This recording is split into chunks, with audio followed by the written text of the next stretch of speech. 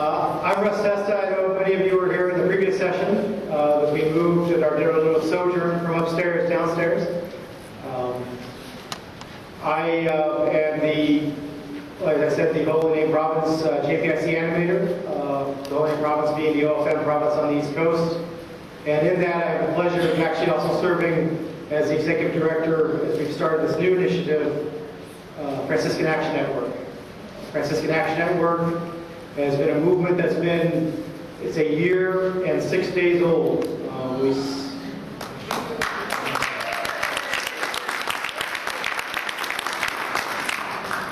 372, actually counted it out, figured it out. So,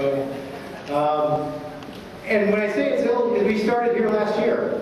Last year we kicked this off officially. We launched it. It's been the idea in the works for a while. Been the idea that works amongst a number of the different communities of women's religious, of men's religious, of the seculars, of Franciscan-hearted people, that the Franciscans have a particular role we can play in bringing our voice, bringing our tradition to bear in the work of public policy and the work of the larger work of social transformation. And it's an exciting opportunity. We'll talk a little bit about what we've been doing for the last 372 days, what we've got planned for the next 372 days and beyond. But to start with, I think it's important for us to reconnect. And one of the things we've heard a lot about, as we've heard today, the different pieces of the incarnation and the incarnational spirituality, whether it's talking with Sean, Brother Sean last night, or Dr. Parker this morning. But we also have a piece of that we have an old tradition. One of the things I've been starting to think about and hearing and titling things is our old ideas, our 800-plus-year-old ideas. They are the new ideas that people are looking for right now. We'll hear some of that in just a few minutes. I'm pleased and excited to help us in this question, in this development process, Rob Breen. Rob Breen is a secular Franciscan. He's a member of the staff or the faculty at Siena College in Albany. He has started a Franciscan Ecology Center with others up in Albany.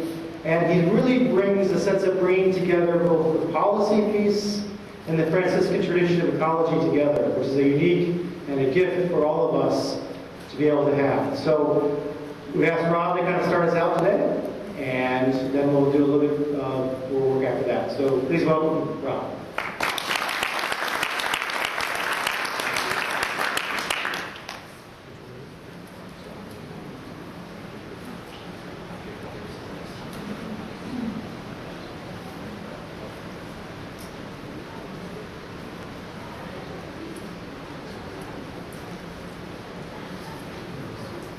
So actually the tradition in the Navajo weaving tradition is to always weave in an imperfection into the rugs because all of humanity has an imperfection.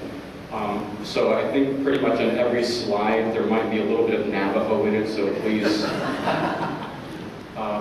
Like many of you, I come with lots of hats, and so I just put a couple on here that are probably most important that I do now work with. The Franciscan Action Network. I founded the Franciscan Ecology Center several years ago as a way of living out my own Franciscan vocation. And then I also teach at Siena College. Oh, by the way, I teach at Siena College, but it's an important part of my life. And certainly going to Siena College has allowed me to work very closely with the connection between Franciscan approaches and certainly ecology and policy.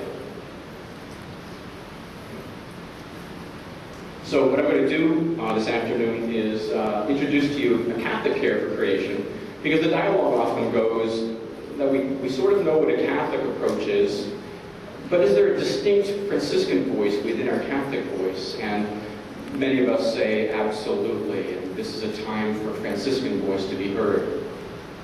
So we're going to go ahead and introduce that Franciscan voice, or that Franciscan approach to creation care.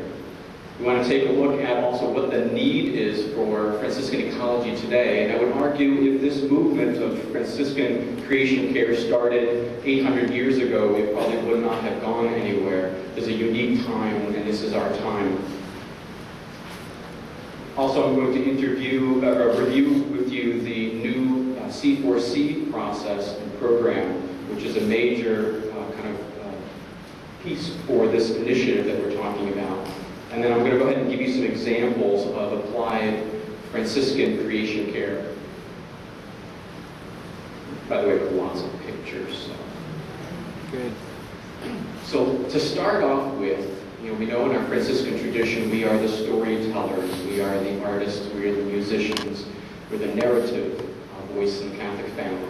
So I'm going to start off with just this piece, this phrase, Francis heard, rebuild my home. Now, by the way, I just want to throw in that little academic asterisk. You look at the footnotes and it says, well, some translate this as rebuild my church. But Francis heard, rebuild my home. And it becomes very important for us as we think about the ecosystem as a home, and even maybe a role for humans as homo habitatus, humans in their habitat. So it's always good to start off with that question. By the way, through this process, I want to share with you my challenges sometimes of going between the secular academic world and staying within the Franciscan family.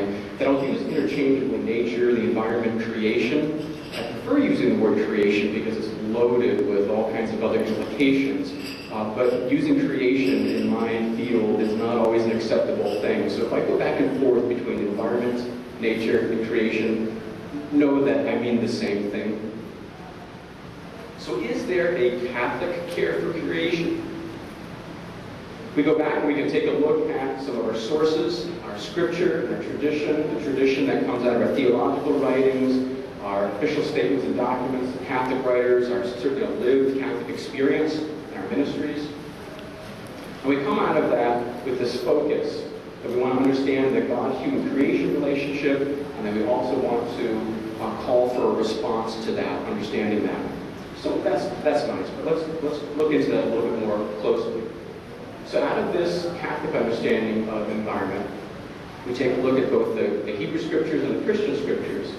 One of my favorites to focus on is using the creation story, the garden story, and the Noahic covenant, and I'll share with you why that's important in just a second.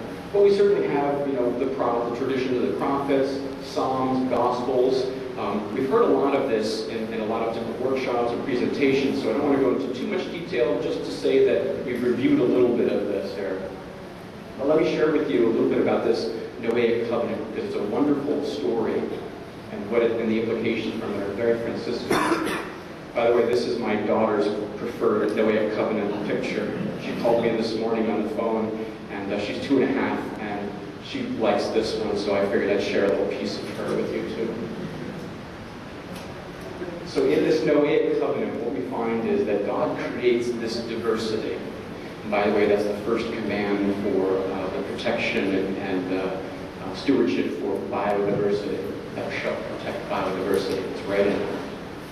At least my version of it is.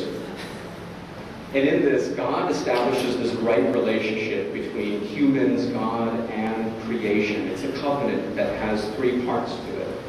So this is the image that we're left with out of that Noahic covenant. Always good to leave you with an image. Walk around with a orangish-brown triangle, and that's our Franciscan image.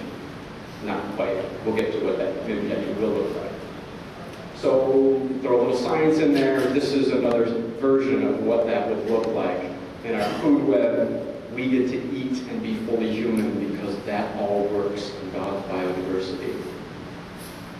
Part of that also is looking at our papal teachings. John Paul gets a lot of credit for really introducing a green voice in Catholic theology.